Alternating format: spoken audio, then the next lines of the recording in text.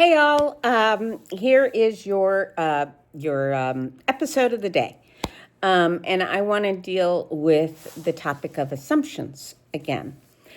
This time, I want to talk about the assumptions around dementia.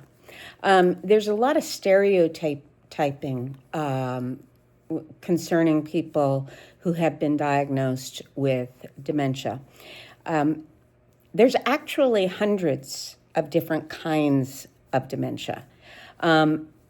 Many people think Alzheimer's as soon as they hear dementia, but Alzheimer's is only one type of dementia. It is the most prominent, the most popular, the most something that more people have than any other form of dementia. But what I have is not Alzheimer's. And the assumption that dementia is dementia, and that if someone has dementia, you know what that means. You know they'll forget and blah, blah, blah. You've seen plenty of movies on it. You know loved ones who've had Alzheimer's or other types of dementia that look like that. But that's not my dementia. And the problem is, here's the problem with the assumption. The problem is when I use the word early onset dementia, people think I have early onset Alzheimer's. And therefore, they think they know, they assume they understand what it is that I'm going through. But that assumption is false. And it's not that it pisses me off, but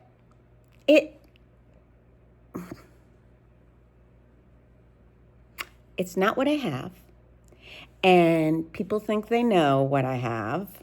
And they make these assumptions of what I have and what's wrong with me and what's going to happen to me and how I'm going to go down. And most of the time, those assumptions are not true. And people treat me like I have Alzheimer's, and they treat me like I'm a little bit younger, or like I've lost my intellect, or, all of these things. And it's very frustrating. That assumption that people know what dementia looks like is very frustrating. I went over again. But one dementia is not all dementia. That's why sometimes I use the word frontal temporal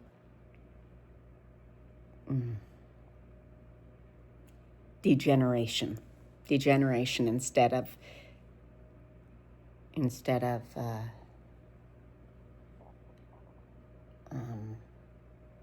Alzheimer's dementia, instead of dementia.